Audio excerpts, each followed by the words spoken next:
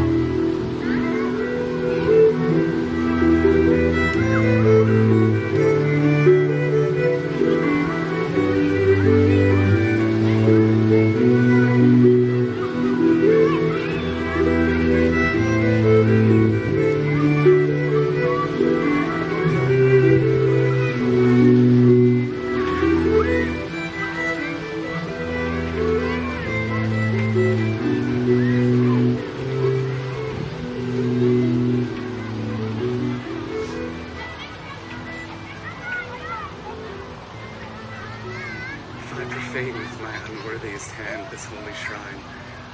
The gentle sin is this. My lips to blushing pilgrims ready stand to smooth that rough touch with a tender kiss. Good pilgrim, you do wrong your hand too much, which mannerly devotion shows in this.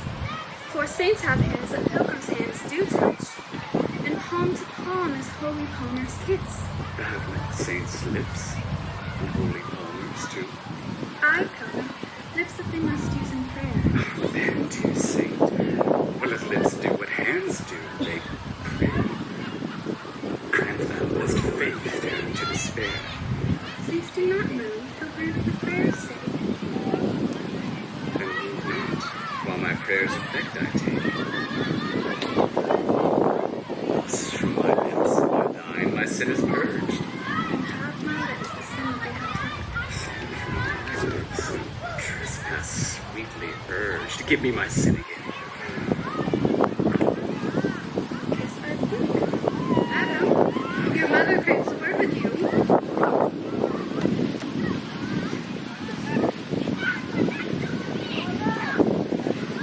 What does her mother? Her mother is the lady of the house, and a good lady, and a wise and virtuous. I nursed her daughter that you talked with all. I tell you, he that can lay hold of her shall have the chinks.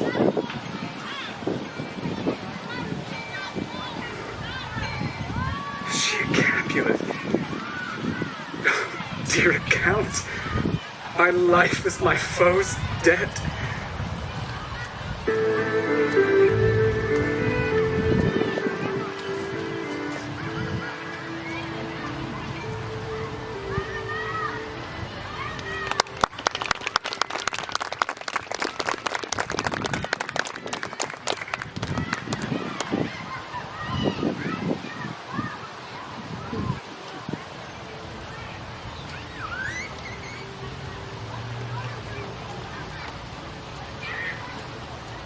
The nurse was not the only one to see the two together. Tybalt, cousin to Juliet, is furious at the sight. Juliet's father, however, refuses to allow bloodshed in his own home. So instead, Tybalt increases the home security detail.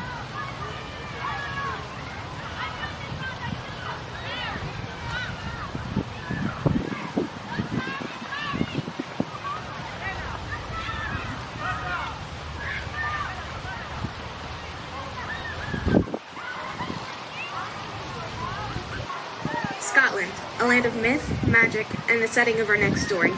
The war against Ireland and Norway has ended, and our hero is headed home. In his journey, Macbeth comes across witches that prophesize his rise to power.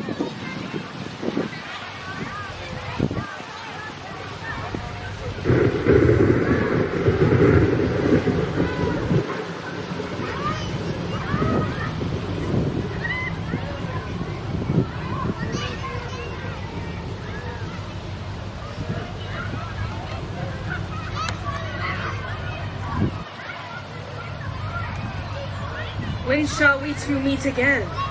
In thunder, lightning, or in rain? When the hurly-burlies die, when the battle's lost and won. That will be ere the set of sun. Where the place? Upon the heath, There to meet with Macbeth. I come, Grey Malkin. Paddock calls. Anon. Fair is foul, and foul is fair. Hover through the fog and filthy air. Fair is foul, and foul is fair. Hover through the fog and filthy air.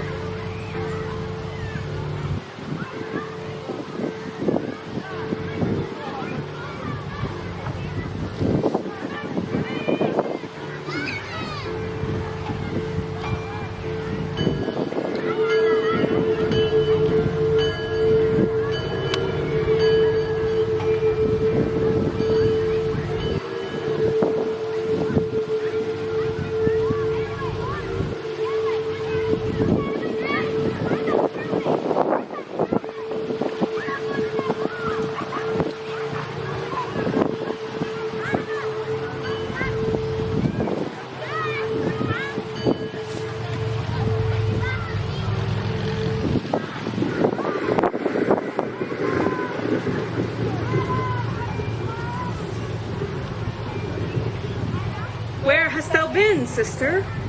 Killing swine. Sister, where thou?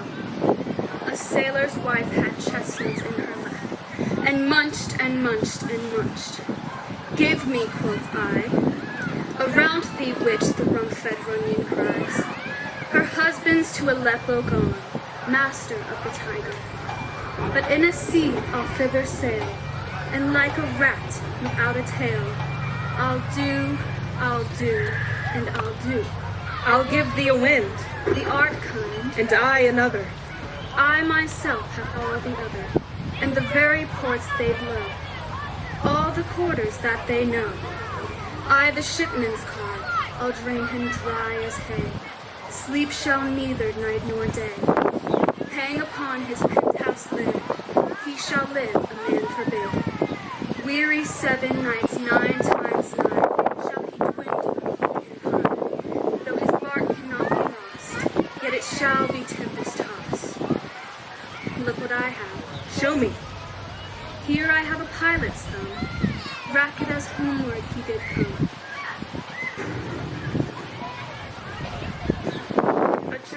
A drum, Macbeth doth come. The weird sisters, hand in hand, postures of the sea and land, thus do go about, thrice to thine and thrice to mine, thrice again to make up mine. Peace the charms wound up.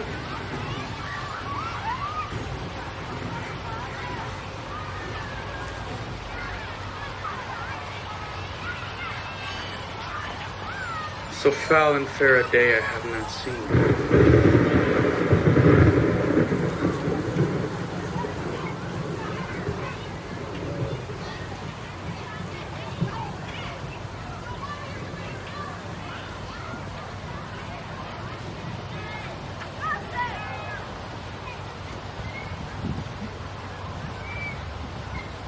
Speak if you can, what are you?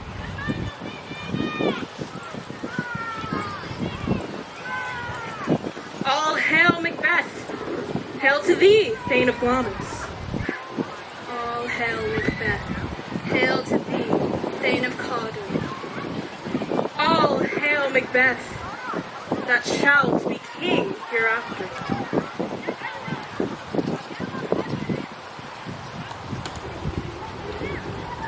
Stay! You imperfect speakers! Tell me more! By Sinno's death I know I am Thane of Glamis. But how of Cawdor? The Thane of Cawdor lives a prosperous man, and to be king stands not within the prospect of belief, no more than to be Cawdor. Say which you owe this strange intelligence, or why upon this blasted heath you stop our way with such prophetic greeting. Speak, I charge you!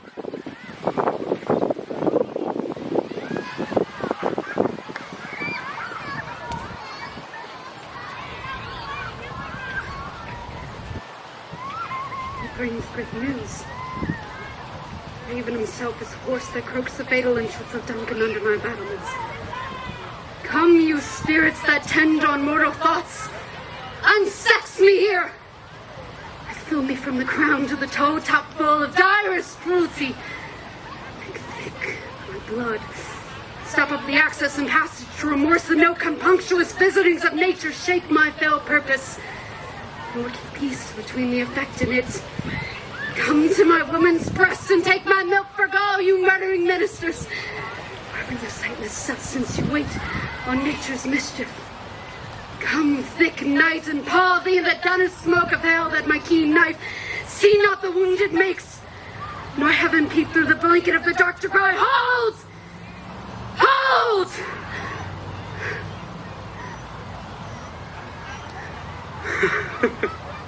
Great Glamis, worthy Cawdor, greater than the both by the all hail hereafter, that letters have transported me beyond this ignorant present, and I feel now the future in the instant. My dearest love, Duncan comes here tonight. And when goes hence? Tomorrow, as he purposes. You never shall send them nor see your face, my Thane, as is a book where men may read strange matters. To beguile the time, look like the time. Bear welcome in your eyes, your hand, your tongue. Look like the innocent flower, but be the serpent under it. He that is coming must be provided for, and shall put this night's great business into my dispatch, which to all our nights and days to come give solely sovereign sway and masterdom. We will speak further. When we look up clear, to alter favor, ever's to fear. Leave all the rest to me.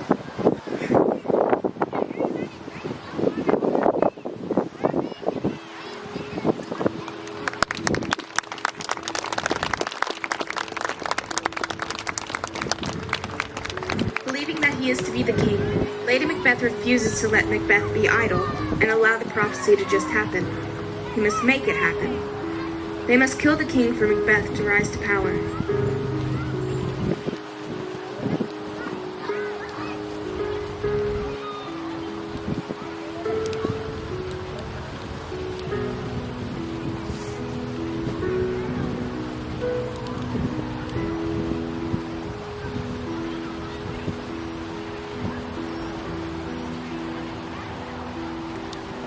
We now journey a little further back in time to the ancient metropolis of Athens, where we will meet Hermia, Helena, Lysander, and Demetrius.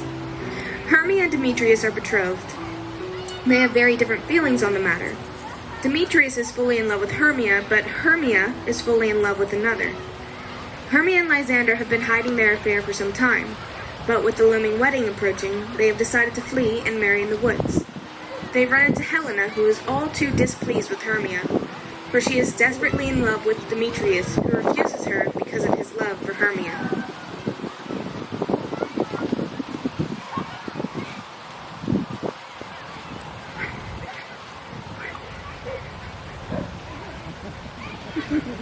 How now, my love?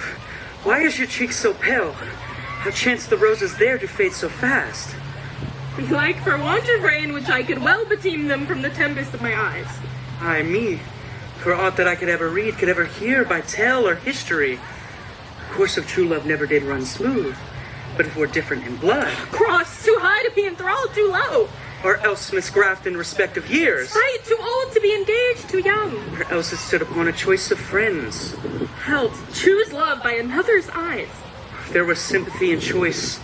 War, death, sickness did lay siege to it, making it momentary as a sound, swift as a shadow, short as a dream, brief as the lightning in the colleague night that in a spleen unfolds both heaven and earth. And ere a man had the power to say, behold, jaws of darkness did devour it up. So quick bright things do come to confusion. Then true lovers have been ever crossed, it stands as an edict in destiny. Then let us teach our trial patience, because it is a customary cross. As due to love as thoughts and dreams and sighs, wishes and tears, poor fancy's followers. A good persuasion. Therefore, hear me, Hermia. I have a widow aunt, a dowager of great revenue, and she hath no child. From Athens is her house remote 7 leagues, and she respects me as her only son. There I will marry thee, and to that place the sharp Athenian law cannot pursue us. If thou lovest me, then still forth thy father's house tomorrow night, and in the wood a league without the town where I did meet thee once with Helena, to do an observance of a morn of May. There I will stay for thee. My good Lysander, I swear to thee by Cupid's strongest bow, by his best arrow with a golden head, by the simplicity of Venus's doves, by that which knitted souls in prosperous loves, and by that fire which burned the Carthage queen when the false Trojan under sails was seen, by all the vows that ever men have broke, in number more than ever women spoke, and that same place thou hast appointed me tomorrow truly, I will meet with thee. Keep promise, love. Look, here comes Helena. Godspeed, fair Helena, whither away? Call you me fair? That's fair again unsay. Demetrius loves your fair, oh happy fair. Your eyes are lodestars and your tongue sweet air. Returnable and lark to shepherd's ear, complete as green as hawthorn buds appear. Sickness is catching. Oh, were favor so yours would I catch fair Hermia ere I go. My ear should catch your tongue's sweet melody. Were the world mine, Demetrius being baited, the rest I'd give to you to be translated. Oh, teach me how you look and with what art you sway the motion of Demetrius' heart. I frowned upon him, yet he loves me still. Oh, that your frowns could deep my smiles of skill. I give him curses, yet he gives me love. Oh, that my prayers could such affection move. The more I hate, the more he follows me. The more I love, the more he hateth me. His folly, Helena, is no fault of mine. None but your beauty, what that fault were mine. Take comfort. He no more shall see my face. Lysander and myself will fly this place. Before the time I did, Lysander's sea seemed Athens as a paradise to me. Oh, then what graces in my love do dwell, that he hath turned a heaven unto a hell. Helen, to you our minds will unfold. Tomorrow night with thee doth behold. Her silver visage in the watery glass, decking the liquid pearl, the bladed grass. A time when lovers' flights doth still conceal, through Athens' gates we have devised to still. And in the wood where you and I upon faint primrose beds were wont to lie, Emptying our bosoms of our counsel sweet, there Lysander and myself will meet, and thence from Athens turn away our eyes to seek new friends in stranger companies. Farewell, sweet playfellow. Pray thou for us, and good luck grant thee thy Demetrius. Keep word, Lysander. We must starve our sight from lover's food tomorrow deep midnight. I will, my Hermia. Helen, adieu. As you on him, Demetrius dote on you.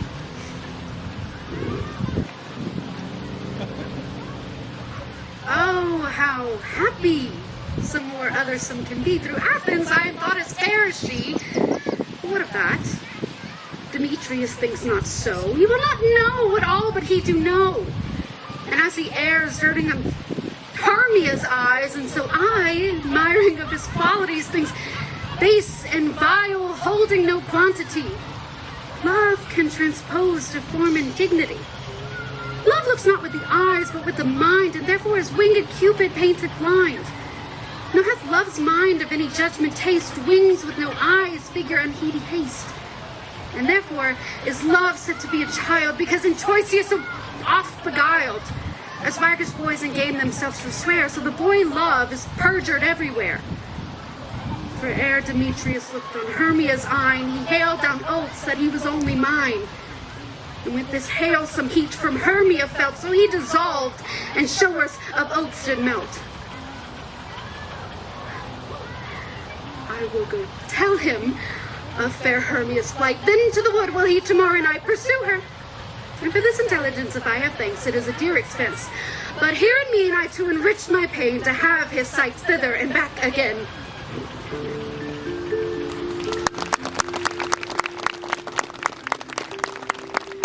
Lysander and Hermia take to the woods, where they will be married the next day.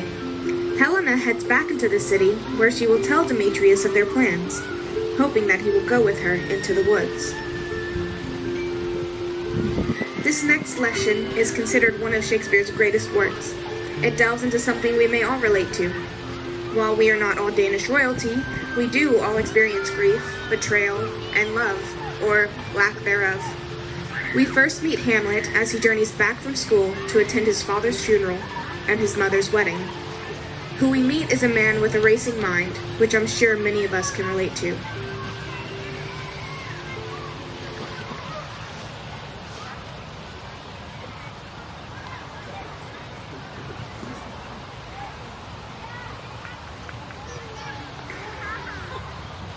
Oh, that this too solid flesh would melt, thaw, and resolve itself into a dew. The everlasting had not fixed his cannon against self-slaughter. God, how weary, stale, flat, and unprofitable seem to me all the uses of this world. Fiant!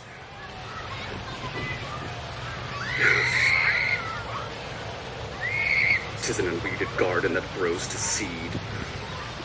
Things rank and gross in nature, possessed merely. That it should come to this, but 2 months dead. Nay, not so much, not 2. So excellent a king that was to this Hyperion to a satyr. So loving to my mother that he might not beteem the winds of heaven visit her face too roughly. Heaven and earth. Must I remember? She would hang on him as if in grease of appetite and grown by what it fed on. And yet, within a month, let me not think. Frailty, thy name is woman. A little month, or ere those shoes were old with which you followed my poor father's body like Niobe, all tears. Why, she, even she, the beast that once discourse of reason would have mourned longer, married with my uncle, my father's brother, yet no more like my father than I to Hercules. A little month. For ere the salt of most unrighteous tears had left the flushing in her galled eyes, she married.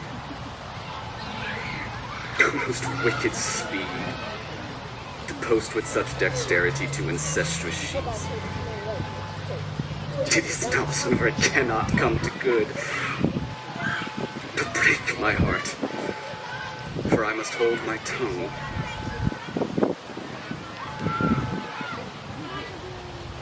Hail to your lordship! I am glad to see you well. Horatio, or do I forget myself? The same, my lord, and your poor servant ever. Sir, my good friend! We'll change that name with you. What make you from Wittenberg, Horatio? Marcellus? I am very glad to see you. But what in faith make you from Wittenberg? True in disposition, good, my lord. I would not hear your enemies say so. Nor shall you do my ears that violence to make it truster of your own report against yourself. I know you are no truant. But what is your affair in Elsinore? We'll teach you to drink deep ere you depart. My lord, I came to see your father's funeral. I prithee, do not mock me, fellow student. I think it was to see my mother's wedding. Indeed, my lord, it followed hard upon. Thrift, Horatio. The funeral baked meats did coldly furnish forth the marriage tables. Would I have bet my dearest foe in heaven or ever I had seen that day, Horatio. Bye, father. Methinks I see my father. Where, my lord? In my mind's eye, Horatio. I saw him once. He was a goodly king. He was a man. Take him for all in all. I shall not look upon his like again. My lord, I think I saw him yesternight. Saw who? My lord, the king, your father. King, my father. Season your admiration for a while with an attent ear till I may deliver upon the witness of these gentlemen this marvel to you. God's love, let me hear. 2 nights together had these gentlemen, Marcellus and Bernardo, been out on their watch in the dead waste middle of the night, been thus encountered a figure like your father. Armed at point exactly, Cacope appears before them and with solemn march goes slow and stately by them. Thrice he walked past their oppressed and fear surprised eyes in his truncheon's length. This to me in dreadful secrecy in part they did. Whilst I with them the 3rd night kept the watch, where they had delivered both in time, form of the thing, each word made true and good. The apparition comes. I knew your father, these hands are not more like. But where was this? My lord, upon the platform where we watch. Did you not speak to it? I did, my lord, but answer made it none. Yet once methought it lifted up its head and began to motion like as it would speak. But even then the morning cock crew loud, and at the sound it shrunk in haste away and vanished from our sight. It is very strange. As I do live, my honored lord, 'tis true. And we thought it writ down in our duty to let you know of it. Indeed, sirs. But this troubles me. Hold you to watch tonight. We do, my lord. Armed, say you. Armed, my lord. From top to toe. My lord, from head to foot. Then saw you not his face? Yes, he wore his beaver up. He looked frowningly. A countenance more in sorrow than in anger. Pale or red? Nay, very pale. And fixed his eyes upon you. Most constantly. Would I have been there? Would have much amazed you. Very like. Stayed it long. While one with moderate haste might tell 100. Longer. Not when I saw it. His beard was grizzled, no? It was, I have seen it in his life, a sabled silver. I will watch tonight. Perchance 'twill walk again. I warrant it will. If it assume my noble father's person, I'll speak to it. I doubt some foul play. Would the night were come. Till then sit still my soul. Foul deeds will rise, though all the earth o'erwhelm them, to men's eyes.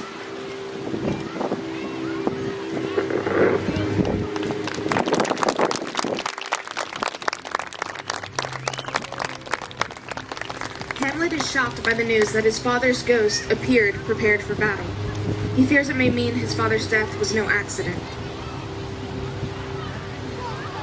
After their meeting at the ball, Romeo has an overwhelming desire to see Juliet again. Despite the Capulet guards on the lookout for any Montague who may be around, Romeo sneaks into the Capulets' courtyard, where he can see Juliet's shadow in the window.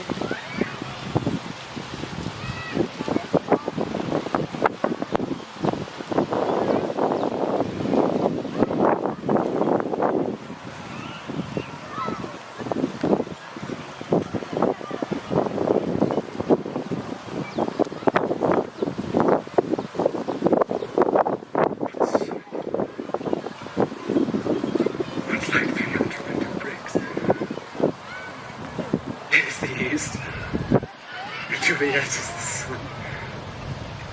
Arise, fair sun, and kill the envious moon, who is already sick and pale with grief, that thou, her maid, art far more fair than she. Be not her maid, since she is envious. Her vestal livery is but sick and green, and none but fools do wear it. Cast it off.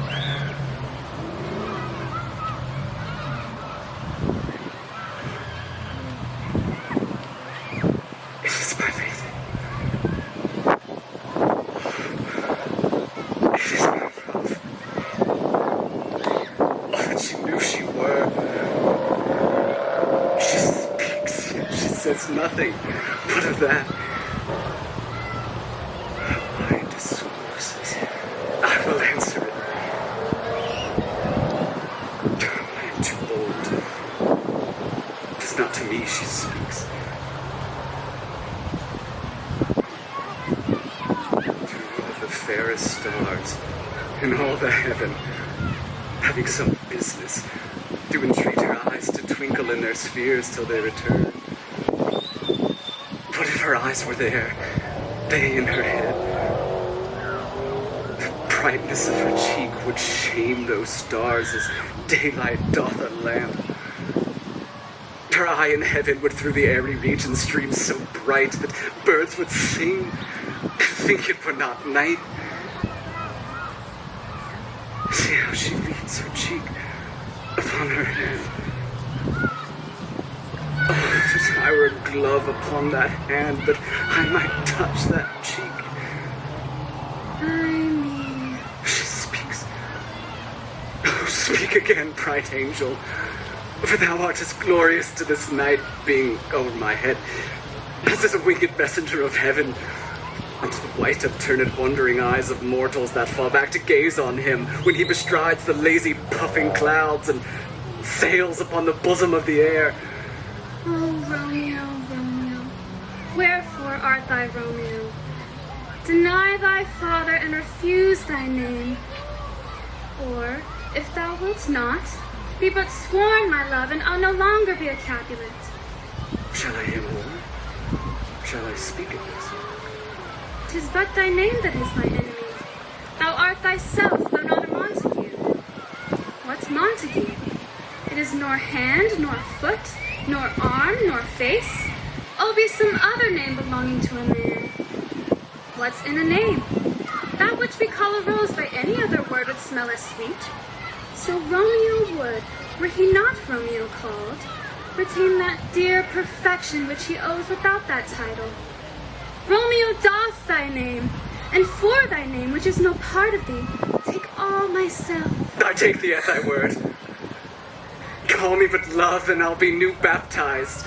Henceforth I never will be Romeo. What man art thou that thus be screened in night, so stumblest on my counsel? By a name I know not how to tell thee who I am. My name, dear saint, it is hateful to myself because it is an enemy to thee. Had I had written, I would tear the word. My ears have yet not drunk 100 words that thy tongue's uttering, yet I know the sound. Art thou not Romeo and a Montague?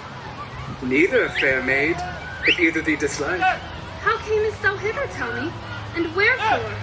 The orchard walls are high and hard to climb, and the place death, considering who thou art, if any of my kinsmen find thee here. With love's light wings that I o'erperch these walls. Stony limits cannot hold love out. And what love can do, that dares love attempt. Therefore thy kinsmen are no stop to me. If they do see thee, they will murder thee. Alack, there lies more peril in thine eye than 20 of their sword. Look thou but sweet, and I am proof against their enmity. I would not for the world they saw thee here. I have night's cloak to hide me from their eyes. But thou love me, let them find me here. My life were better ended by their hate than death prorogued, wanting of thy love. By whose direction foundst thou out this place? By love. That first did prompt me to inquire. He lent me counsel, and I lent him eyes. I am no pilot, yet wert thou as far as that vast shore washed with the farthest sea, I should adventure for such merchandise. Thou knowest the mask of night is on my face, else would a maiden blush paint my cheek for that which thou hast heard me speak tonight. Fain would I dwell on form, fain deny what I have spoke. But farewell compliment. Dost thou love me? I know thou wilt say aye, and I will take thy word. Yet if thou swearest, thou mayst prove false.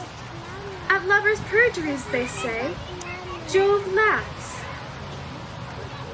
So, gentle Romeo, if thou dost love, pronounce it faithfully. Or, if thou thinkest I am too quickly won, I'll frown and be perverse and say thee nay. So thou wilt woo, but else not for the world. In truth, fair Montague, I am too fond. Therefore thou mayst think my havior light. But trust me, gentlemen, I'll prove more true than those of more coin to be strange. I should have been more strange, I must confess, but that thou overheardst ere I was ware my true love passion. Therefore pardon me, and not impute this yielding to light love which the dark night hath so discovered. Lady, by yonder blessed moon I vow that tips with silver all these fruit tree tops. I'll swear not by the moon, the inconstant moon, that monthly changes in her circled orb. Lest that thy love prove likewise variable. What shall I swear by? Well, do not swear. Or, if thou wilt, swear by thy gracious self, which is the god of my idolatry, and I'll believe thee. If my heart's dear love. Well, do not swear. Although I joy in thee, I take no joy in this contract tonight. It is too rash, too sudden, too unadvised, too like the lightning which doth cease to be, ere one can say it lightens. Madam, Sweet, good night. This bud of love by summer's ripening breath may prove a beauteous flower when next we meet. Good night, good night. A sweet repose and rest come to thy heart as that within my breast. Wilt thou leave me so unsatisfied? What satisfaction canst thou have tonight?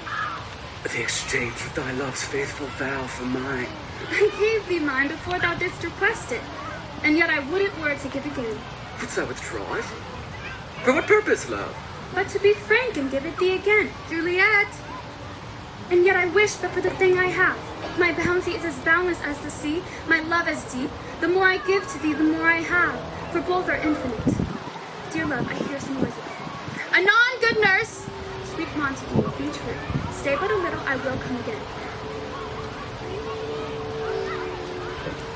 Blessed, blessed night. I am afeard being in night that all this is but a dream. Too flattering sweet to be substantial.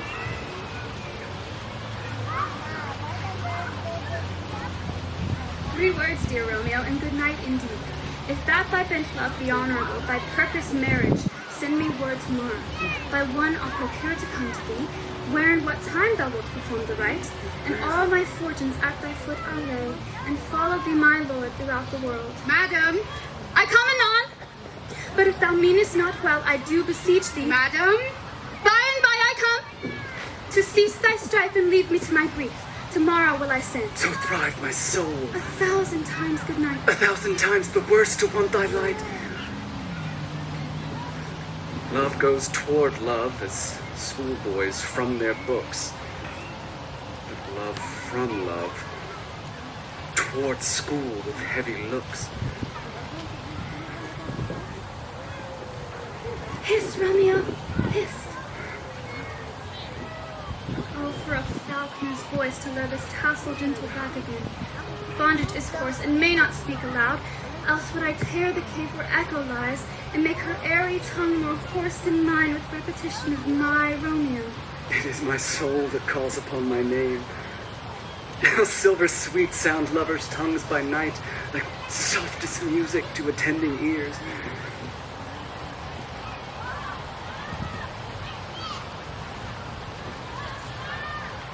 Romeo, My dear, what o'clock tomorrow shall I send to thee? by the hour of 9. I will not fail. 'Tis 20 years till then. I forgot why I did call thee back. Then let me stand here till thou remember it. I shall forget to have thee still stand there, remembering how I loved thy company. And still I'll stay. To have thee still forgetting any other home but this. 'Tis almost noon. I would have thee gone, and yet no farther than a wanton's bird that lets it hop a little from his hand, like a poor prisoner in his twisted gyves, and with a silken thread plucks it back again, so loving jealous of his liberty. Would I were thy bird. Sweet, so would I, yet I should kill thee with much cherished. Good night, good night.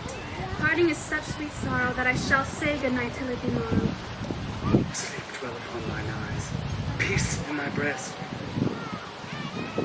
That I will sleep. And peace so sweet to rest. Hence will I to my ghostly friar's close cell his help to crave, and my dear hap to tell.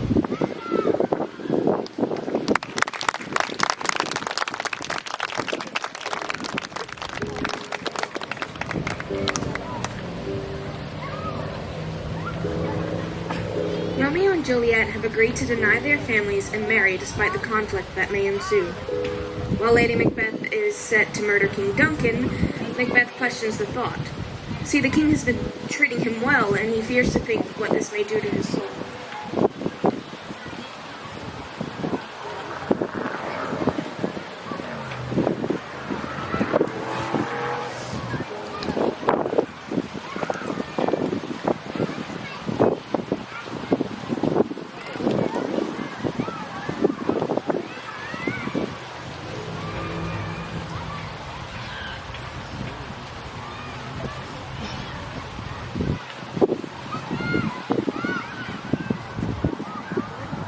If it were done, and 'tis done, and 'twere well it were done quickly. The assassination could trammel up the consequence, and catch with his surcease success that but this blow might be the be-all and end-all here. Here on this bank and shoal of time, we jump the life to come. But in these cases, we still have judgment here.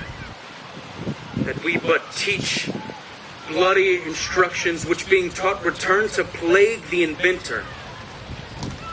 This even-handed justice commends the ingredients of our poison chalice to our own lips. He's here in double trust. First, as I am his kinsman, and his subject, strong both against the deed. And then as his host, who should against his murder shut the door, not bear the knife myself. Besides this, Duncan hath borne his faculties so meek, been so clear in his great office, that his virtues will plead like angels, trumpet-tongued against the deep damnation of his taking off. Pity, like a naked newborn babe striding the blast, or heaven's cherubim horsed upon the sightless couriers of the air, shall blow the horrid deed in every eye.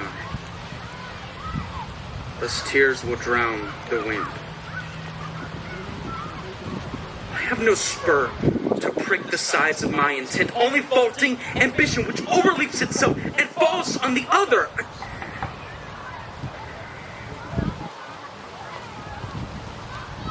How now? What news? He is almost supped. Why have you left the chamber? Hath he asked for me? No, you not he has. We will proceed no further in this business. He hath honored me of late, and I have bought golden opinions from all sorts of people, which would be worn in their newest gloss, not cast aside so soon. Is the hope drunk when you dressed yourself? Hath it slept since, and wakes it now to look so green and pale at what it did so freely? From this time such I account thy love, art thou afeard to be the same in thine own act and valor as thou art in desire? Which thou have, what thou esteemest the ornament of life, and live a coward in thine own esteem, letting I dare not wait upon I would like the poor cat in the adage? Prithee, peace! I dare do all that may become a man. Who dares do more is none. What beast was it then that made you break this enterprise to me? When you durst do it, you were a man. And to be more than what you were, you would be so much more than man. No time, no place did then adhere, and yet you make both. They have made themselves, and that their fitness now does unmake you. I have given suck, and know how tender 'tis to love the babe that milks me. I would, while he was smiling in my face, have plucked my nipple from his boneless gums, and dashed the brains out had I so sworn as you have done to this. If we should fail... We fail! Screw your courage to this sticking place, and will not fail. While Duncan is asleep, I to the rather his hard day's journey soundly invite him. His 2 chamberlains will I with wine and with sail so convince that memory. The water of the brain shall be a fume, and the receipt of reason a limbic only, while in swinish sleep their drenched natures lies as in a death. What cannot you and I perform upon the young God Duncan? What no put upon his spongy officers, who shall bear the guilt of our great blow?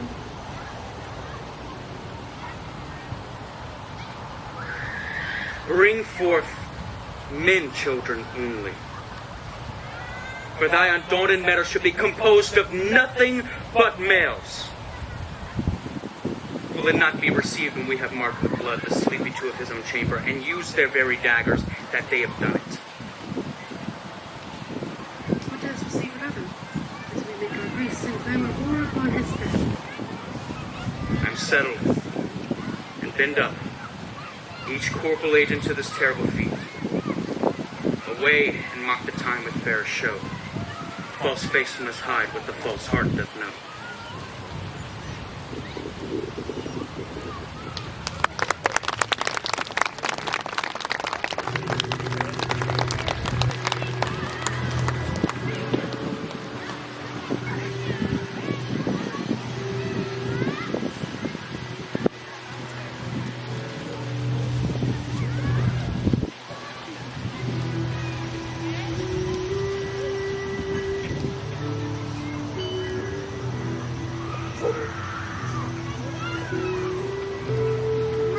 Helena has gone to tell Demetrius of Hermia's and Lysander's plan.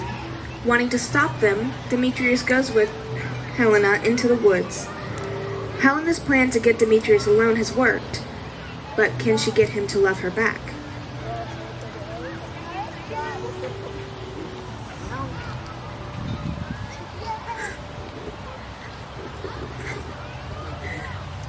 I love thee not.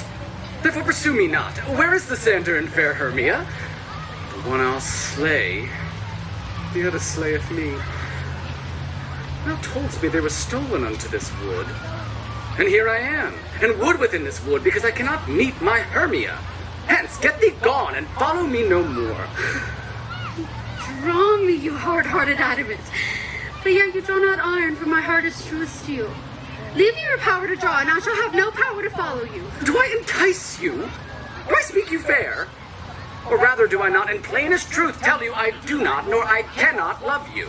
And even so do I love you the more. I am your spaniel, and Demetrius, the more you beat me, I will fawn on you. Use me but as your spaniel, spurn me, strike me, neglect me, lose me. Only give me leave, unworthy as I am, and I will have no power to follow you.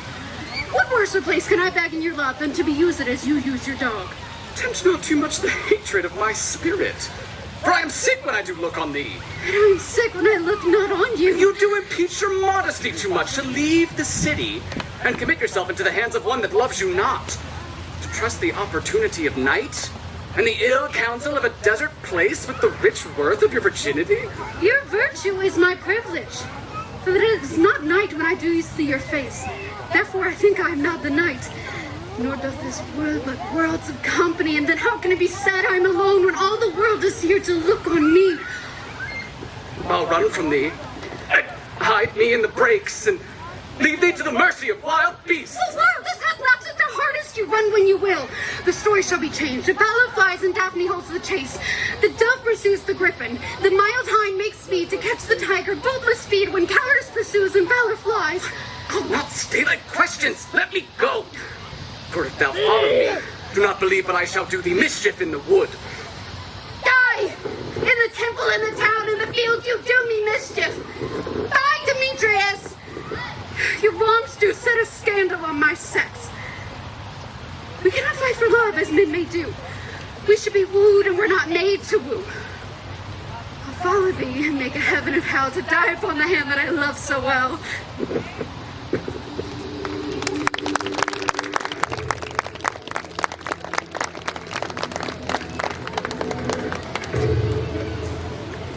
Demetrius and Helena travel out into the woods in search of Lysander and Hermia. The fairy king Oberon has witnessed the strife between Demetrius and Helena. He wishes to make Demetrius love Helena back, so he sends his servant Puck to spell an Athenian man. Though Puck has never seen Demetrius, Oberon assures Puck that the person he is to spell will be dressed as an Athenian. That is where things go wrong. Puck mistakenly spells Lysander to fall in love with the first woman he sees. Correcting his mistake, he also spells Demetrius.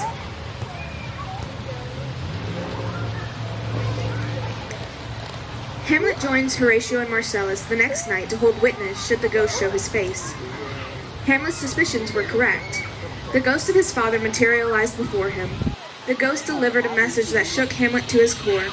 His uncle had murdered his father.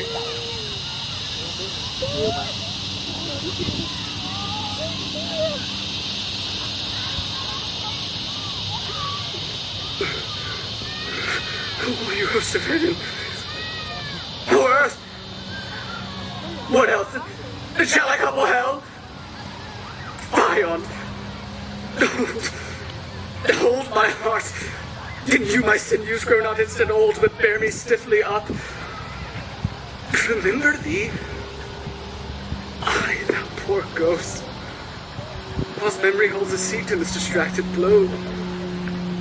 Remember thee? Yea, if from the table of my memory I'll wipe all trivial fond records, all saw of books, all forms, all pressures past that youth and observation copied there, and thy commandment all alone shall live within the book and volume of my brain, unmixed with baser matter.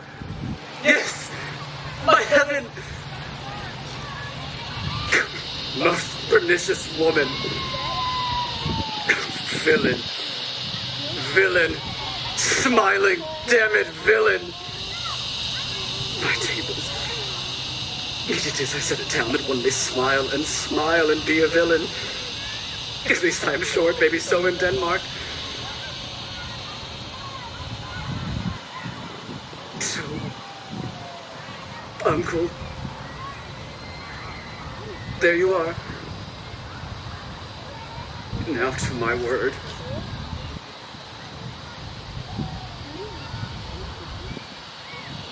It is due. And you remember me. I have sworn.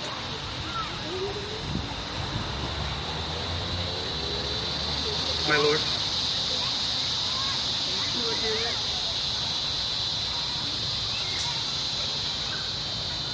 Heaven secure him. So be it. Hello, ho, ho, my lord. Hello! Ho, ho, boy. Come, bird, come. How is it, my noble lord? What news, my lord? Wonderful. Good, my lord, then tell it. No!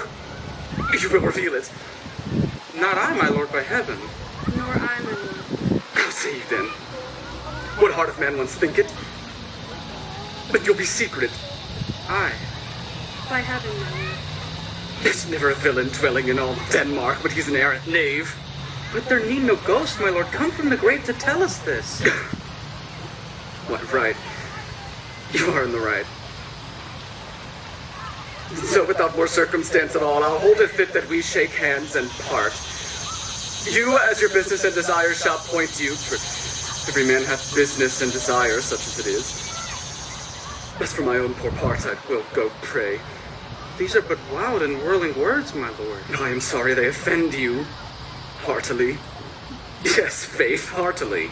There's no offense, my lord. Yes, by St. Patrick, but there is, Horatio! And much offense, too! Touching this vision here, which is an honest ghost, that, let me tell you. For your desire to know what is between it, overmaster it as you may. And now, good friends, as you are friends, scholars, and soldiers, give me one poor request. What is it, my lord? We will. Never make known what you have seen tonight. My lord, we will not. Nay, but swear it.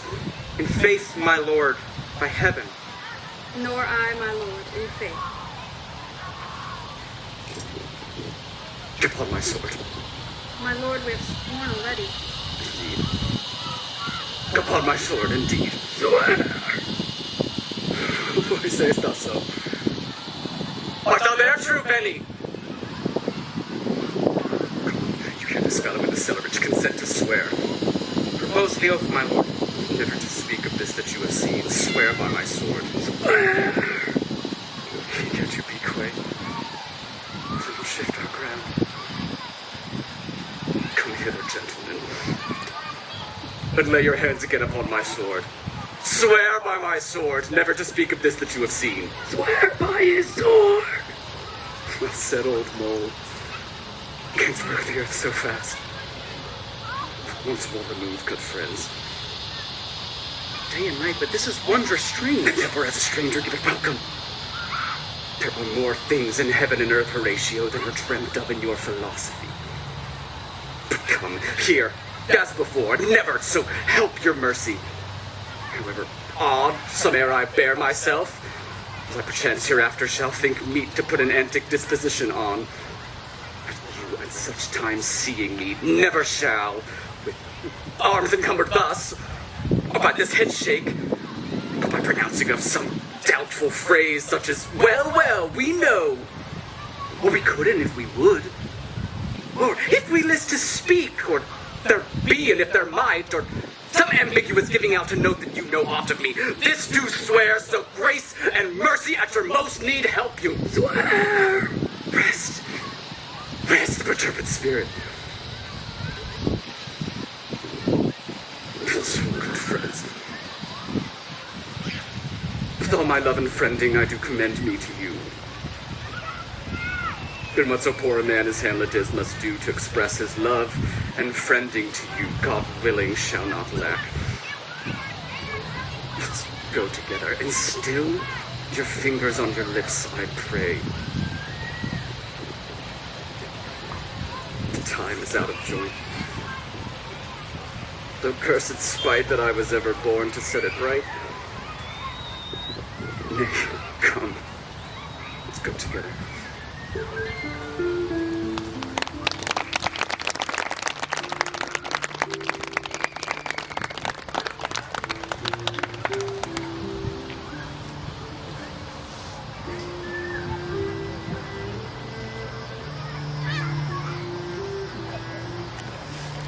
Not wanting anyone to know what he has witnessed that night, Hamlet swears Marcellus and Horatio to secrecy, all while seeing an apparition of his father.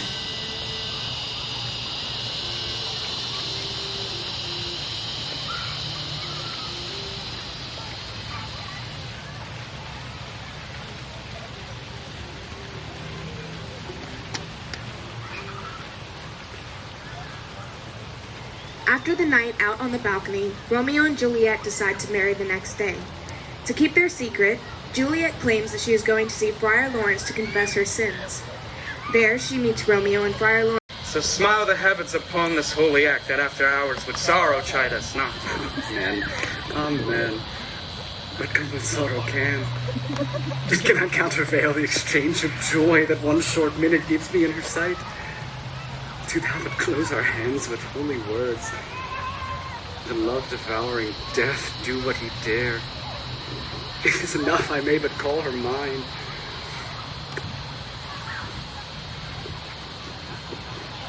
These violent delights have violent ends, and in their triumph die. Like fire and powder which as they kiss consume. The sweetest honey is loathsome in his own deliciousness. Therefore love moderately. Long love doth so. Too swift arrives as tardy as too slow. Here comes the lady. Though so light of foot will never wear out the everlasting flint. The lover may bestride the gossamers that idle in the wanton summer air, and yet not fall so light as vanity. Into my ghostly confessor?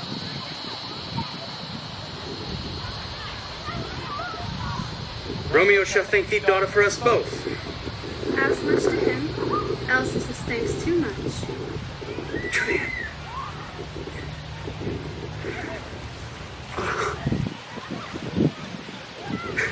If the measure of thy joy be heaped like mine, and that thy skill be more to blazoning, then sweeten with thy rich breath this neighbor air, and that rich music's tongue unfold the imagined happiness that both receive in either by this dear encounter. Conceit, more rich in words than in substance. Brags of his substance and ornament. They are but beggars that can count their worth. But my true love has grown to such excess I cannot sum up the sum of half my wealth. Come with me, for by your leaves you shall not stay alone till Holy Church incorporate two in one.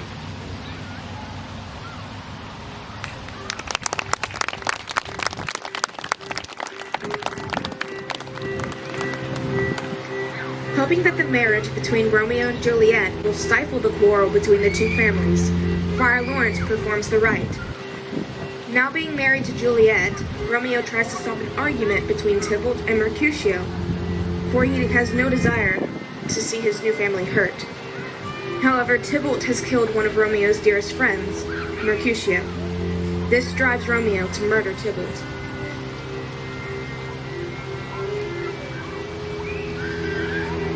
Macbeth has been having a moral conundrum. The thought of killing another man is weighing on him, and the pressure from his wife has put his masculinity in question. He feels caught between a rock and a hard place.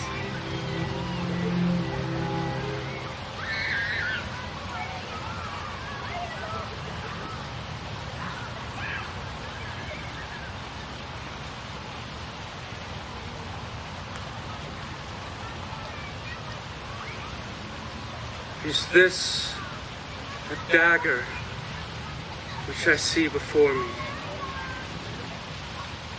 handle toward my hand? Come, let me clutch thee.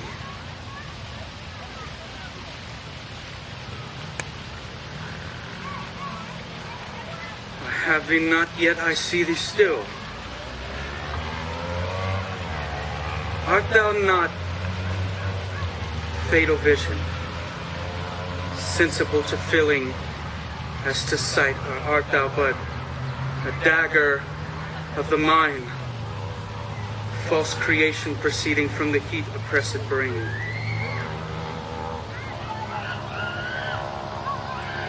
I see thee yet in form as palpable as to this which now I draw. Marshallest me the way that I was going. Such an instrument I was to use. Mine eyes made fools of the other senses, and else worth all the rest.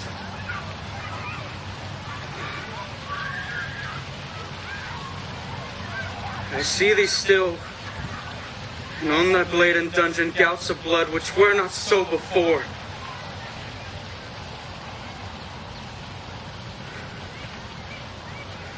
There is no such thing. It is the bloody business which informs thus to mine eyes. Now over the one half world nature seems dead. Wicked dreams abuse, the curtains sleep. Witchcraft celebrates pale Hecate's offerings. And withered murder alarumed by his centennial, the wolf who howls his watch.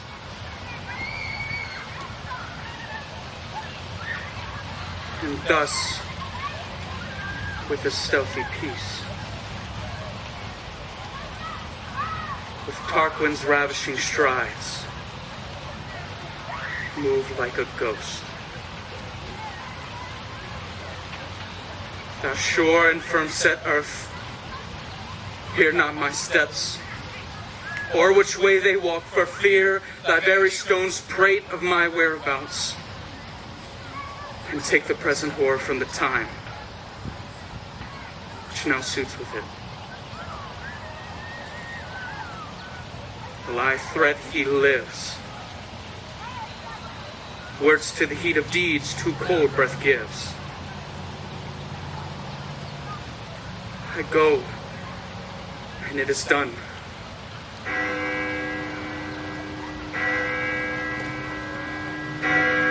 The bell invites me. Hear it not, Duncan, for it is a knell that summons thee to heaven or to hell.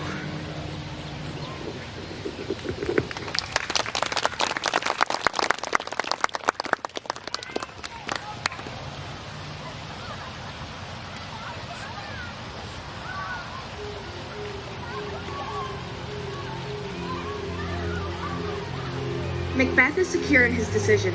He enters King Duncan's chamber, where he finds the dagger left by Lady Macbeth. He takes the king's life as he sleeps.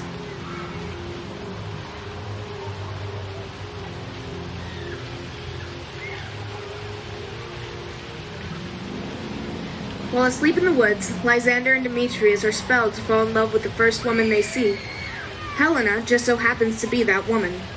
Completely consumed by his new love for Helena, Lysander leaves Hermia behind in the woods. The men's newfound love has made Helena believe that they are taunting her.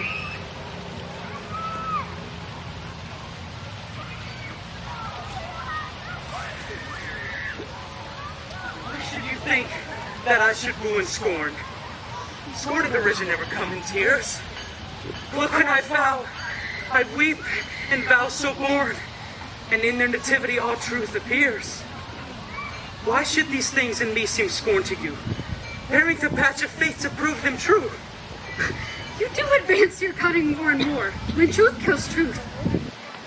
Oh, devilish holy fray, these vows are Hermia's. Will you give her o'er? Weigh oath with oath, and you will nothing weigh. Your vows to her and me put in two scales will even weigh in both as light as tails. I had no judgment when to her I swore. Nor none in my mind, now you give her o'er. Demetrius loves Hermia, and he loves not you. Helen, goddess, nymph, perfect, divine. To what, my love, shall I compare thine eyne? Crystal is muddy. Ripen show thy lips, those kissing cherries tempting grow. The pure congealed white heart Taurus snow, fanned with the eastern wind, turns to a crow when thou holdst up thy hand. Oh, let me kiss this princess of pure white, the seal of bliss. Oh, spite! Oh, hell! I see you all are bent to set against me for your merriment. If you were civil and knew courtesy, you would not do me thus much injury. Can you not hate me? As I know you do, but you must join in souls to mock me too. If you were men as men you are in show, you would not use a gentle lady so. To vow and swear and super praise my parts, when I am sure you hate me with your hearts. You both are rivals and love Hermia, and now both rivals to mock Helena. A trim exploit, a manly enterprise, to conjure up tears in a poor maid's eyes with your derision. None of noble sort would so offend a virgin and extort a poor soul's patience, all to make you sport. You are unkind, Demetrius. Be not so, for you love Hermia, this you know I know. And here with all goodwill, with all my heart, in Hermia's love I yield up my part. And yours of Helena to me bequeath, whom I do love, and will do to my death. Where did the mockers waste more idle breath? Lysandra, keep thy Hermia. I will none. Ere I loved her, all that blood is gone. My heart to her but as guest-wise sojourned, and now to Helen it is home returned, there to remain.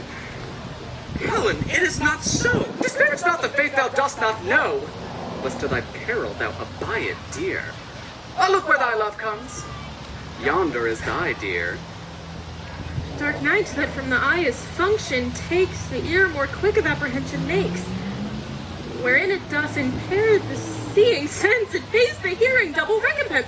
Thou art not by mine eye, Lysander found, mine ear, I thank it, brought me to thy sound, but why unkindly didst thou leave me so? Why should he stay whom love doth press to go?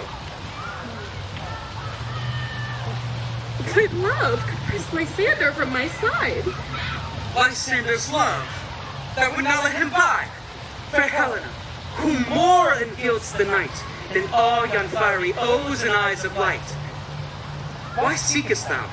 Could this not make thee know the hate I bear for thee made me leave thee so? You speak not as you think, it cannot be. Lo, she is one of the Confederacy. Now I perceive they have conjoined all three to fashion this false sport in spite of me. Injurious Hermia, most ungrateful maid! Have you conspired? Have you with these contrived to bait me with this foul derision? Saw the counsel that we have shared, the sisters' vows, the hours that we have spent when we have chid the hasty-footed time for parting us? Oh, it's all forgot. All school days' friendship, childhood innocence. We, Hermia, like two artificial gods, have with our needles created both one flower, both on one sampler, sitting on one cushion, both warbling of one song, both in one key, as if our hands, our sides, voices, and minds had been incorporate. So we grew together, like two double cherries seeming parted, but a union in partition. Two lovely berries molded on one stem. So with two seeming bodies, but one heart. Two of the first, like coats and heraldry, do but to one, and crowned with one crest. And will you rent our ancient love asunder, and joining with men, and scorning your poor friend? It is not friendly, 'tis not maidenly. Our sex as well as I may chide you for it, though I alone do feel the injury. I'm amazed at your words. I scorn you not. It seems you scorn me. Have you not set Lysander as unscored to follow me, and praise my eyes and face, and made your other love, Demetrius, who even but now did spurn me with his foot to call me goddess, nymph, divine and rare, precious, celestial? Wherefore speaks he this to her he hates? And wherefore doth Lysander deny your love so rich within his soul? And tender me forsooth affection, but by your setting on, by your consent? What though I be not so in grace as you, so hung upon with love so fortunate, but miserable most to love unloved, this you should pity rather than despise. I understand not what you mean by this. I do. First of your counterfeit sad looks, make mouths on me when I turn my back, wink at each other, hold the sweet jest up. This sport well carried shall be chronicled. If you have any pity, grace, or manners, you would not make me such an argument. But very well, 'tis partly my own fault, which death or absence soon shall remedy. Stay, gentle Helena. Hear my excuse. My love, my life, my soul, fair Helena. Oh, excellent. Sweet, do not scorn her so. If she cannot entreat, I can compel. Thou canst compel no more than she entreats. Thy threats have no more strength than her weak prayers. Helen, I love thee. By my life I do. I swear by which that I will lose for thee to prove him false that says I love thee not. Well, I say I love thee more than he can do. If thou say so, withdraw and prove it too. Quick, come! Lysander, where did you tinsel this? Away, you Ethiop! No. You seem to break loose. Take on as you would follow, but yet come not. You are a tame man. Go. Hate off, thou cat! Thou burr, vile thing! Let loose, or I will shake thee from me like a serpent. Why hast thou grown so rude? What change is this, sweet love? Thy love? Ah! Out! Tawny tartar! Out! Oh, loathed medicine! Oh, hated potion! Hence! Do you not jest? Yes, sooth, and so do you. Demetrius, I will keep my word with thee. Why would I have your bond? For I perceive a weak bond holds you. I'll not trust your word. What? Should I hurt her, strike her, kill her dead? Although I hate her, I will not harm her so. What? Can you do me greater harm than hate? Hate me? Wherefore, what news, sweet love? Am I not Hermia? Are you not Lysander? I am as fair as I was erewhile. Since night you loved me, yet since night you left me. Why? Then you left me. God's forbid in earnest, shall I say? I, by my life, and never did desire to see thee more. Therefore be out of hope, of question, of doubt, be certain nothing truer, 'tis no jest, that I do hate thee, and love Helena.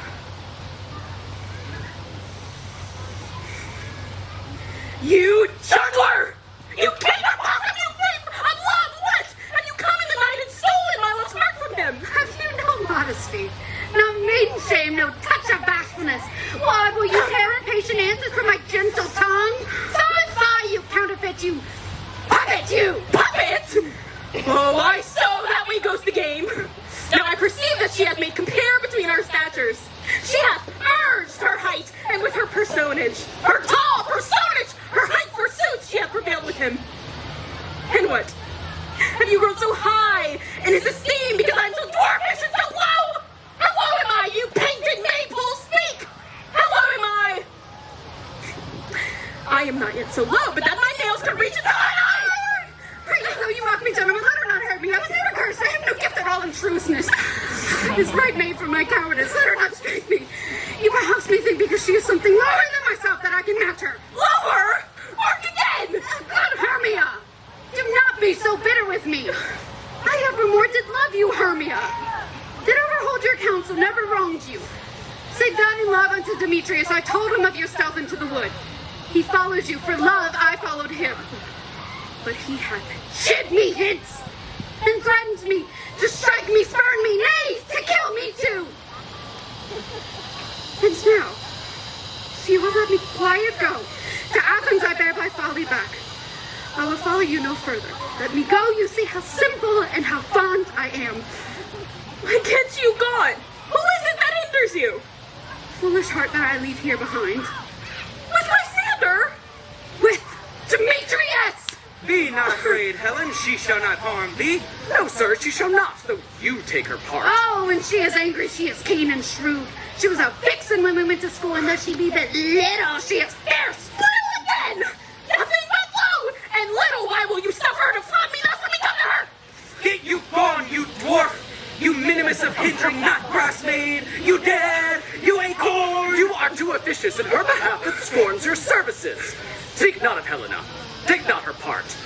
And if thou dost intend never so little show of love to her, thou shalt defy it. Now she holds me not. Now follow if thou darest, to try whose right of thine or mine is most in Helena. Follow? May I'll go with thee, cheek by jowl.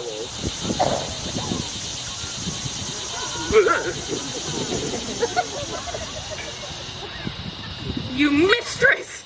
All this coil is long of you, nay, go not back. I will not trust you. I no longer stay in your cursed company. Your hands than mine are quicker for a fray. My legs are longer, though, to run away.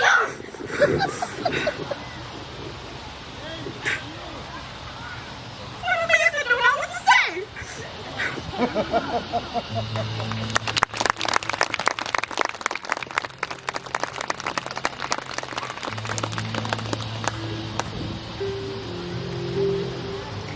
To ease the argument now underway, Oberon orders a fairy to lure the men away until they are exhausted and fall asleep. The women also find themselves asleep in the woods. Now asleep, Oberon is able to fix the mistake made by Puck. He unspells Lysander, so when the four wake, everything will be as he wished.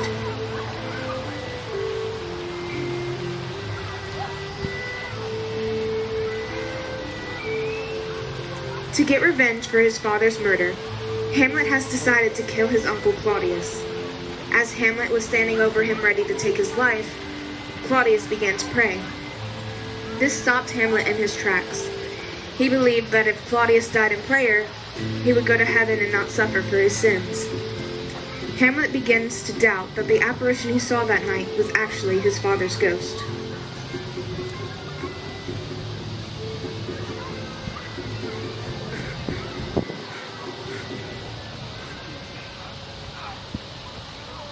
Now I am alone. What a rogue and peasant slave am I. Is it not monstrous that this player here, in a fiction, in a dream of passion, could force his soul such to his own conceit, but from her working all his visage wane, tears in his eyes, distraction in his aspect, broken voice, and his whole function suiting with forms to his conceit, and all for nothing. Was Hecuba to him, or he to Hecuba that he should weep for her? What would he do had he the motive and the cue for passion that I have? He would drown the stage in tears, cleave the general ear with horrid speech, make mad the guilty and appall the free, and amaze indeed the very faculties of eyes and ears. Yet I, a dull and muddy-mettled rascal, peak like Jonna dreams, unpregnant of my cause, and can say nothing. No, for a king upon whose property and most dear life a damned defeat was made. Am I a coward? Who calls me villain? Breaks my pate across, plucks off my beard and blows it in my face, tweaks me by the nose, gives me the lie of the throat as deepest to the lungs. Who does me this?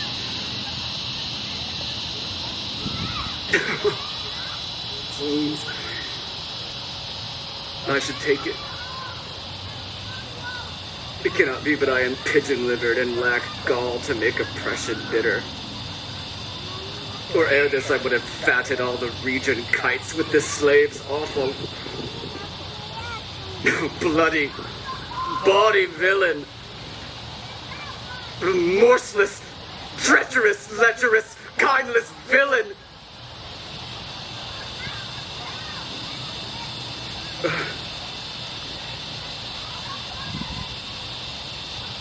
Oh, vengeance.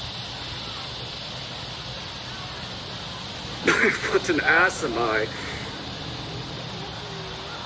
This is most grave, that I, the son of a dear father murdered, prompted to his revenge by heaven and hell, must like a whore unpack my heart with words and fall a-cursing like a very drab, a stallion.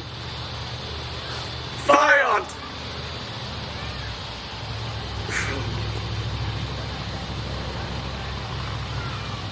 About my brains.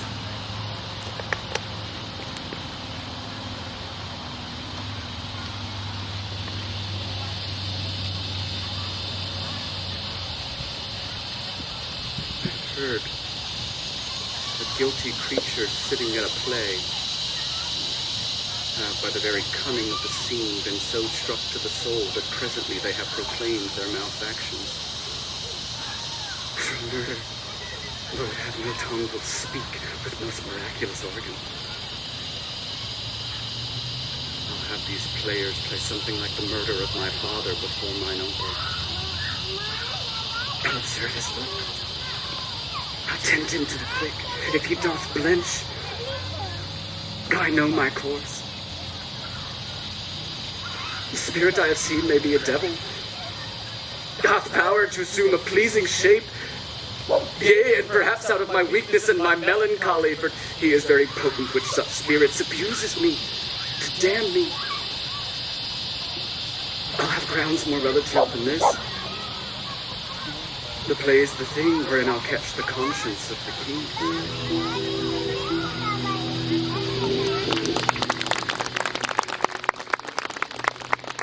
To make sure that he has not been tricked by an evil spirit, Hamlet plans to have a troupe of performers act out the murder of his father and see his uncle's reaction.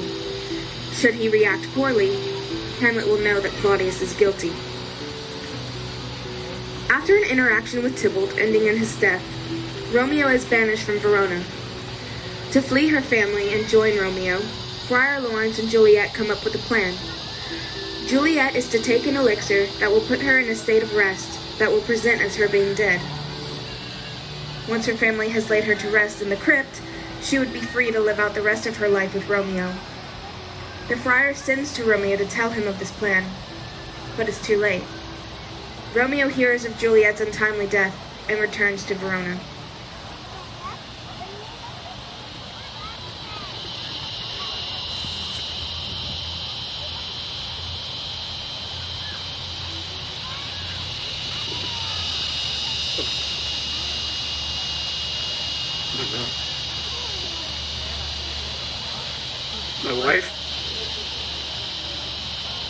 Death, that hath sucked the honey of thy breath, and had no power yet upon thy beauty.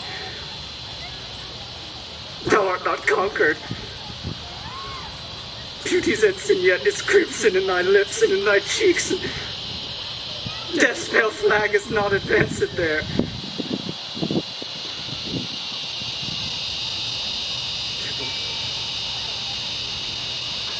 Liest thou there in thy bloody sheet? What more favor could I do to thee than with the hand that cut thy youth in twain to sunder his that was thine enemy? Forgive me, cousin.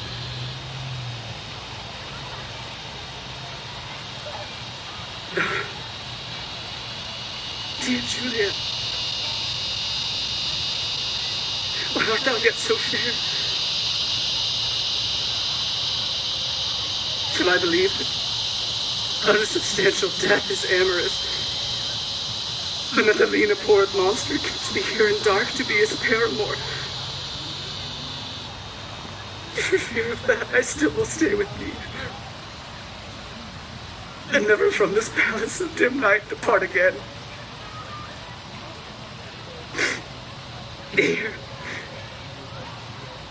Here will I remain with worms that are thy chambermaids. Here will I set up my everlasting death, and shake the yoke of inauspicious stars from this world-wearied flesh. Eyes, look your last. Arms, take your last embrace.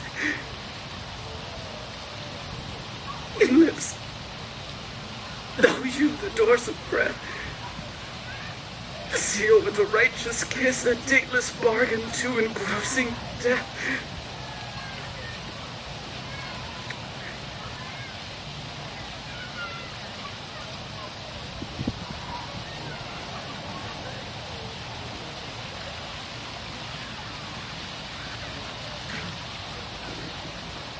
Bitter conduct. Come, unsavory guide. Thou desperate pilot, thou at once run on the dashing rocks thy seasick, weary bark. Here's to my love.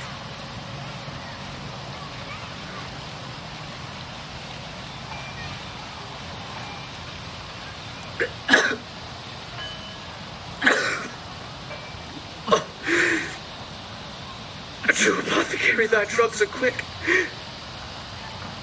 Thus, with a kiss, I die.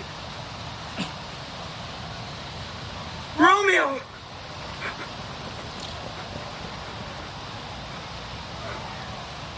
Alack, what blood is this which stains the stony entrance of the sepulchre? What mean these masterless and gory swords to lie discolored by this place of peace? Oh, Romeo, oh, pale, and steeped in blood. Oh, what an unkind hour is guilty of this lamentable chance. The lady stirs. Oh, comfortable friar, where is my lord? I do remember well where I should be, and there I am. Where is my Romeo? I hear some noise.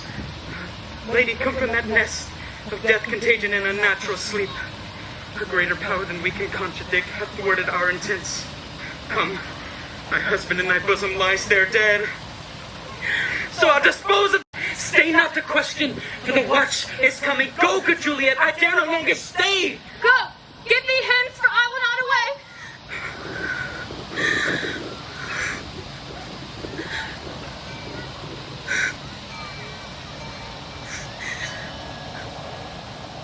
My dear, a cup closed in my true love's hand.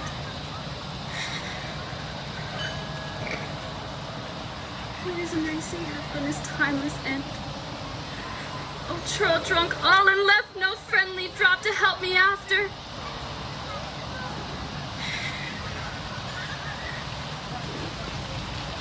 I will kiss thy lips.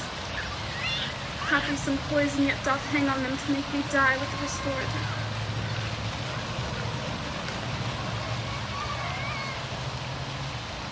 Thy lips are warm. Yea, noise. Then I'll be brief. Oh, happy dagger, this is thy sheath. There rest, and let me die.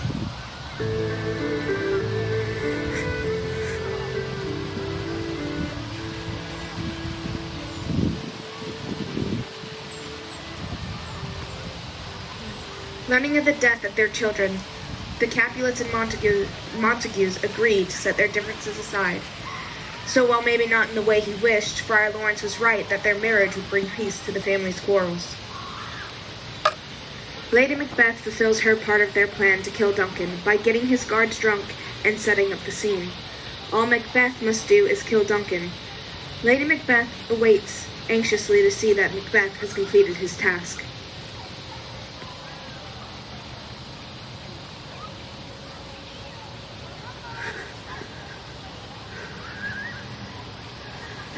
Made them drunk hath made me bold, but has quenched them hath given me fire.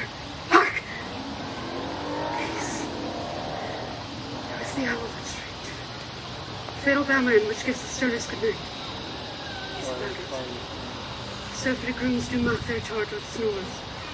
I have drugged their possets, and the death in nature do contend about them, whether they live or die. Who's there? What ho? Alack, I'm afraid they have awaked, and 'tis not done. The attempt and not the deed confounds us.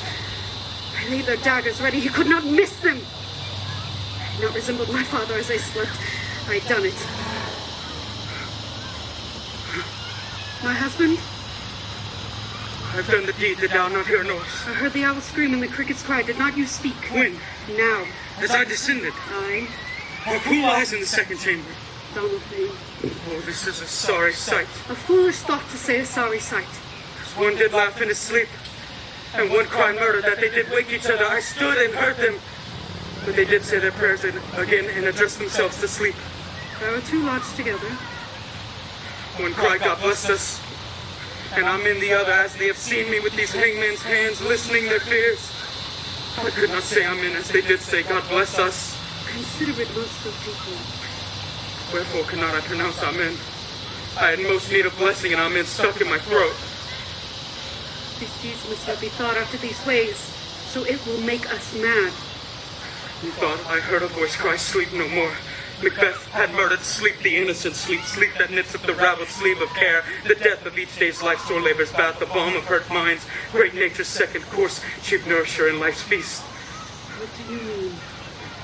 Still it cried, sleep no more to all the house.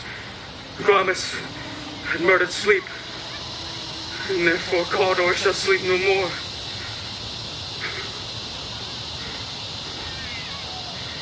Macbeth shall sleep no more. Who was it that thus cried? My worthy dame, you do unbend your noble strength to think so brain sickly of things. Go get some water and wash this filthy witness from your hand. Why have you brought the dagger from the place? It must lie there. Go! Carry it and smear the sleepy grooms with blood. I'll go no more. I'm afraid to think of what I've done. Look on it again, I dare not. Infirm of purpose! Give me the dagger. Sleeping the dead are but us pictures. 'Tis the eye of childhood that fears a painted devil. If he do bleed, I'll gild the faces with all, for it must seem their guilt. Whence is that knocking? How is it be when every noise appalls me? What are these hands? How they pluck out mine eyes? With all great Neptune's oceans, wash this blood clean from my hand. No, this my hand, but rather the multitudinous in seas and carnadine, making the green one red. My hands are of your color. I shame to wear a heart so white. I hear knocking at the south entry. Retire we to our chamber. A little water clears us of this deed. How easy is it in your constancy have left you unattended. Keep knocking. Get on your nightgown, lest occasion call us and show us to be watchers. Be not lost so poorly in your thoughts. Know my deed, where best not know myself. Wait, Duncan, with thy knocking I would thou couldst.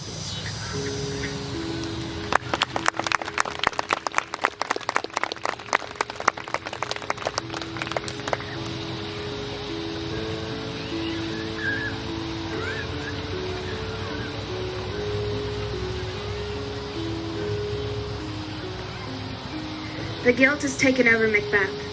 He cannot stand to think what he has done to his king, to an innocent man who is completely defenseless.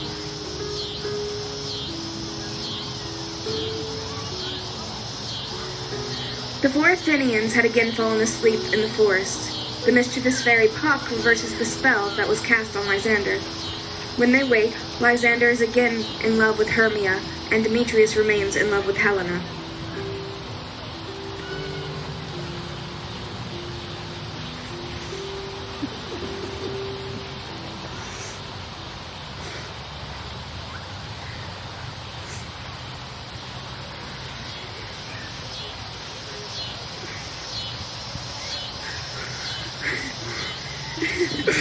These things seem small and undistinguishable, like far-off mountains turn it into clouds.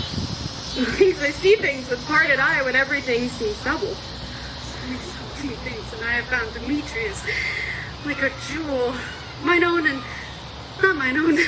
Are you sure that we are awake? Well, it seems to me that yet we sleep, we dream. Do you not think the Duke were here and bid us follow him? Yea, and my father. And Hippolyta. And he did bid us follow to the temple. Why, then we are awake. Let's follow him. And by the way, let us recount our dreams.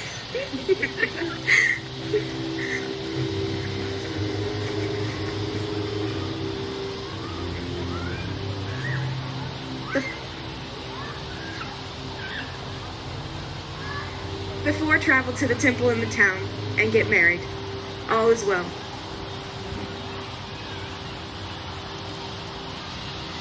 We now rejoin Hamlet as he contemplates life and death. However, he is cut off by Ophelia, Hamlet's betrothed, who has been sent by her father and Claudius to return letters sent to her from Hamlet. They plan to use this to test his reaction and see if he is sane.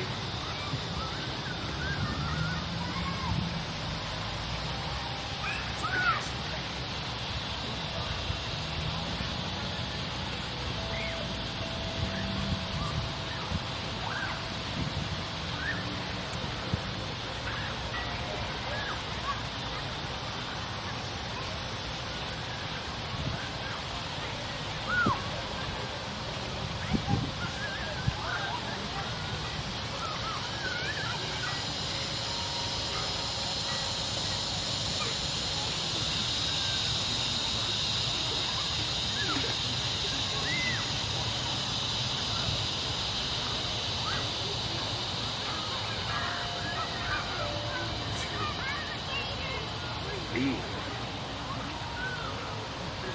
or not to be? That is the question. But it is nobler in the mind to suffer the slings and arrows of outrageous fortune,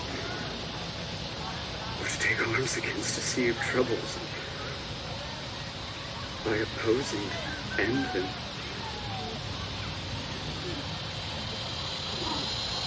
Die. And to sleep. No more. Than by a sleeper say to end the heartache and 1,000 natural shocks that flesh is heir to. It is a consummation devoutly to be wished. To die. To sleep. To sleep, perchance to dream. Aye. There's the rub. For in that sleep of death, what dreams may come when we have shuffled off this mortal coil must give us pause. There's the respect that makes calamity of so long life. who would bear the grunts and sweats of time? The pressure's wrong. The proud man's contumely, pangs of despised love, the law's delay, the insolence of office, when he himself might as quietest make with a bare bodkin. Who would fardels bear to grunt and sweat under a weary life? But for the thought of something after death, that undiscovered country from whose bourne no traveler returns, puzzles the will, and makes us rather bear the ills we have than fly to those that we know not of.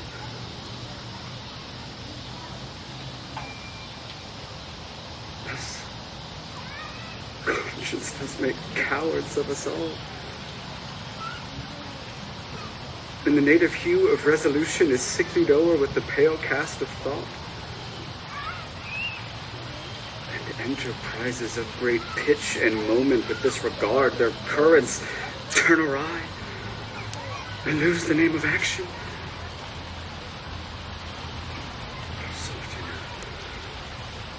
Fair Ophelia. Nymph, then thy orisons be all my sins remembered. My lord, I have remembrances of yours that I have longed to redeliver. I pray you now receive them. No, not I. I never gave you aught. My honored lord, you know right well you did. And with them words of so sweet breath composed as made the things more rich. Their perfume lost, take these again.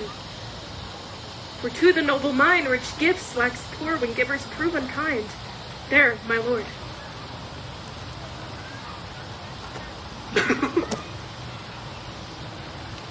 Are you honest? My lord? Are you fair? What means your lordship? That if you be honest and fair, your honesty should admit no discourse to your beauty. Could beauty, my lord, have better commerce than with honesty? Aye, truly. For the force of beauty will soon transform honesty from what it is to a bawd. And the force of beauty will translate beauty into his likeness. This was sometime a paradox. But the time don't give it proof. I loved you.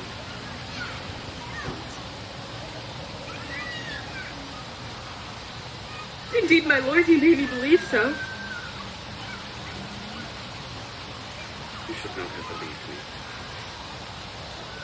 For beauty cannot so inoculate our old stock that we shall relish it.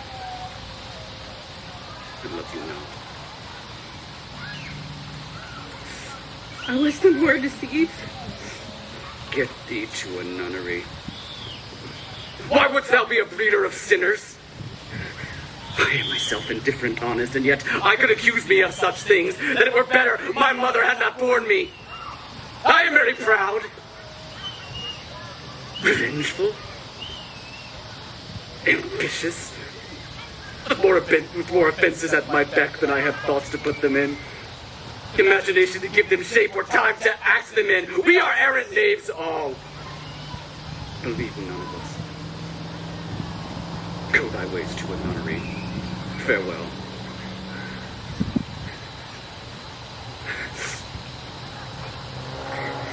Where's your father?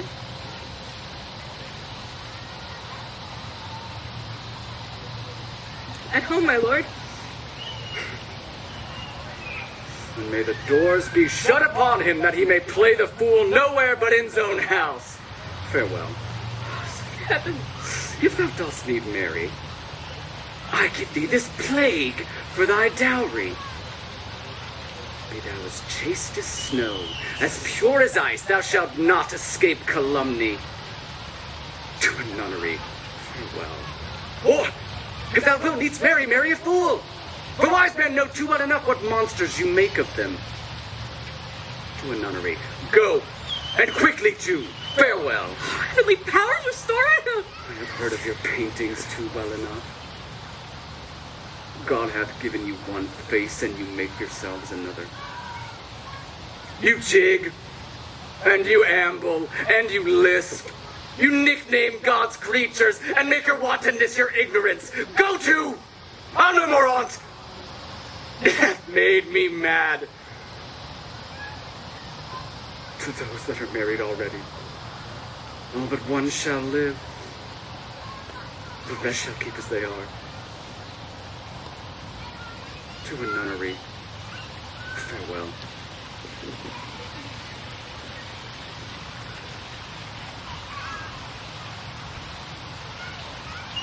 What a noble mind is here o'erthrown!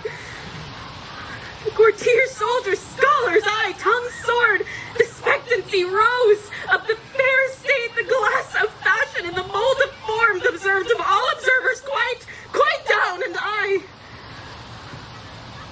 of ladies most deject and wretched, who sucked the honey of his music vows, now see that noble and most sovereign reason. Like sweet bells jangled out of time, and harsh that unmatched form, and stature blown you, blasted with ecstasy. Oh, woe is me! To have seen what I've seen. See what I see.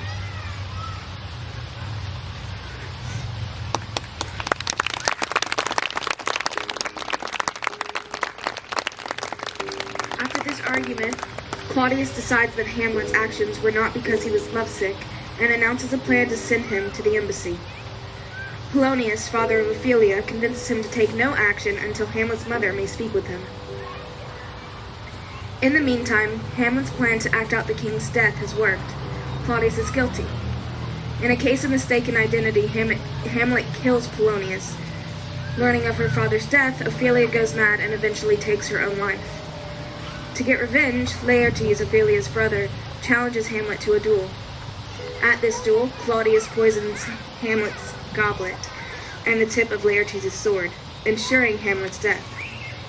To protect her son, Gertrude drinks the poison. Hamlet is winning the duel, and as Laertes lays dying, he tells Hamlet of Claudius' plan. Hamlet then kills Claudius, and having suffered a wound himself, Hamlet also dies. A guilt-stricken Macbeth is distraught with the blood on his hands. He sees enemies everywhere. Lady Macbeth tries to ease his sorrow.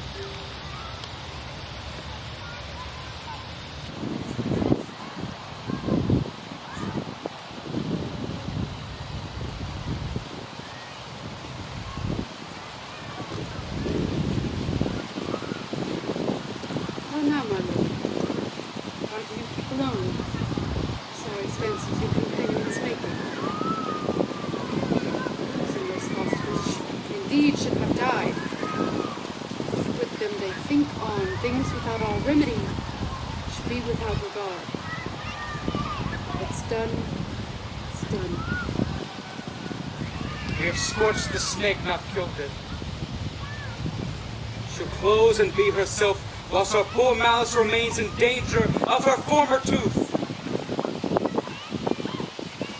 But let the frame of things disjoint, both worlds suffer, and we will eat our meal in fear,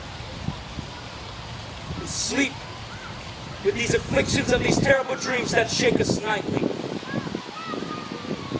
Better be with the dead, whom we, to gain our peace, have sent to peace, in order to torture the mind, to lie in restless ecstasy. Duncan is in his grave!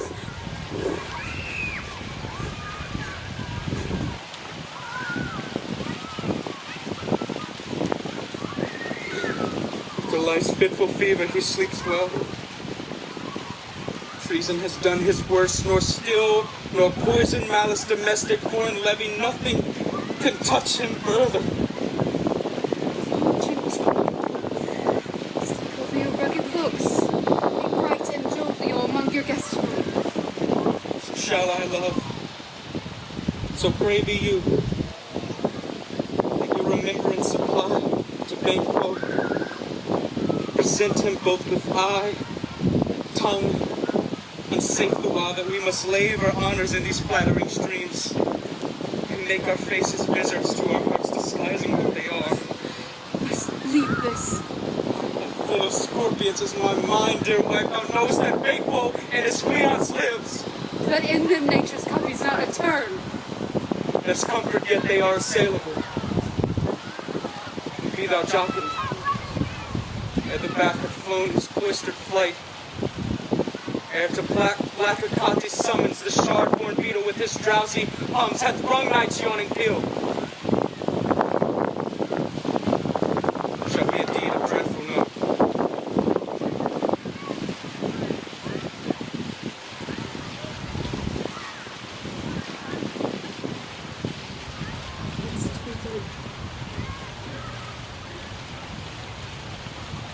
Be innocent of the knowledge durst chuck, till thou applaud the deed. Come, silly night, scarf up the tender eye of pitiful day, cancel and tear to pieces this great bond which keeps me pale.